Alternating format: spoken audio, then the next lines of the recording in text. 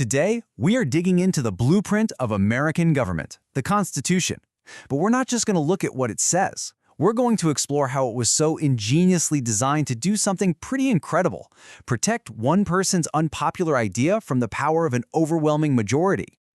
Okay, so let's set the scene with a story. It's Dallas. A man named Gregory Lee Johnson is protesting nuclear weapons.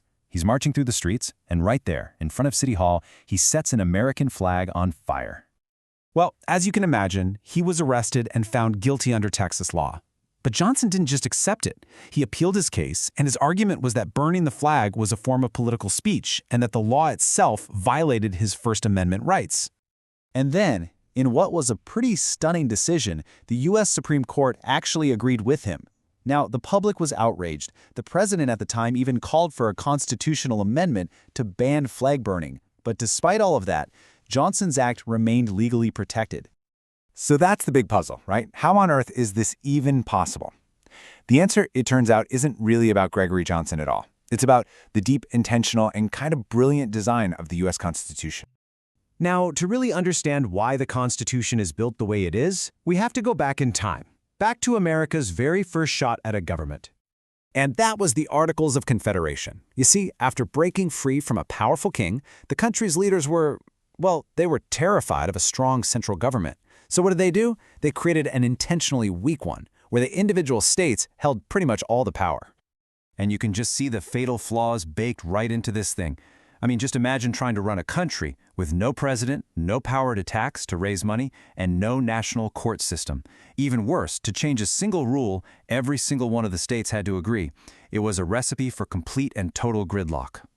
And then things came to a head. The breaking point was something called Shays' Rebellion. Farmers who were losing their land started taking up arms, and the national government was just too weak to do anything about it. This event absolutely terrified the nation's elite. It was proof that the Articles of Confederation had completely failed.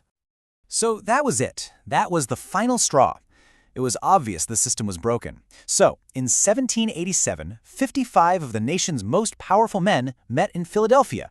Their mission, which was kept secret, was to basically throw out the old rules and write a brand new constitution from scratch.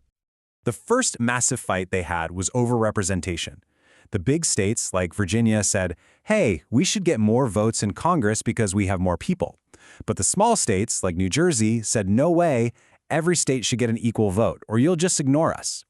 And the solution they came up with was a brilliant piece of political engineering, the Connecticut Compromise. They created a Congress with two houses, or chambers. The House of Representatives would be based on population, which made the big states happy. And the Senate would give every single state 2 members, which satisfied the small ones. Problem solved. But the next major battle was over the brutal and deeply hypocritical reality of slavery. Southern states wanted to count their enslaved population to get more power, more representatives in the House. But they did not want to count them when it came to paying taxes. The northern states argued the exact opposite. And the result was the infamous 3/5 Compromise. It was a grim, terrible political bargain that actually wrote slavery into the fabric of the new government, all in the name of just trying to hold the fragile Union together. So why all these complicated structures and messy compromises? I mean, why not just let the majority rule? Well, it was all part of a master plan, mostly designed by James Madison to prevent one thing: tyranny. See, Madison's greatest fear was what he called factions, what we'd probably call special interest groups today. He was really worried that a majority faction, specifically the majority of people who weren't wealthy, could just take over, seize control, and start taking away the property and the rights of the minority.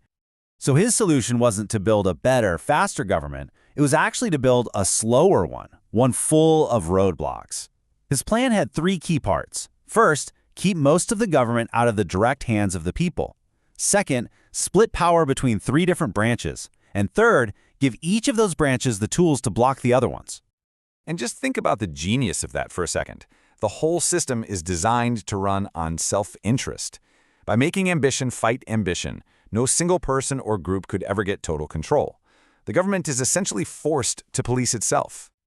And this brings us right back to Gregory Johnson and that flag in Dallas. Now we can see exactly why he won.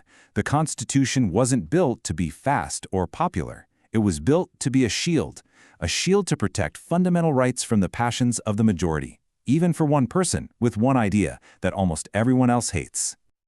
But, this radical new system wasn't a done deal. The Constitution actually had to survive a bitter, hard-fought battle across all the states just to be approved, just to be ratified. On one side, you had the Federalists, guys like Madison and Hamilton. They argued for this new, stronger government. But on the other side were the Anti-Federalists, and they were terrified. They saw a new king in the making, and they were convinced this new government would crush individual liberties. Their biggest demand? A Bill of Rights. In the end, the Federalists won, but only by promising to add that Bill of Rights. As Benjamin Franklin was leaving the convention, he gave a famous warning that really captures the challenge of this new government. He said it was a republic, but only if we could keep it.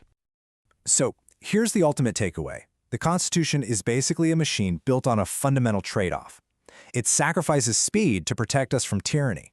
It values the rights of the minority over the immediate will of the majority. And that leaves us with a huge question for today. In our modern, super fast-paced world, does this 200-year-old machine still strike the right balance? Well, that's something for all of us to think about.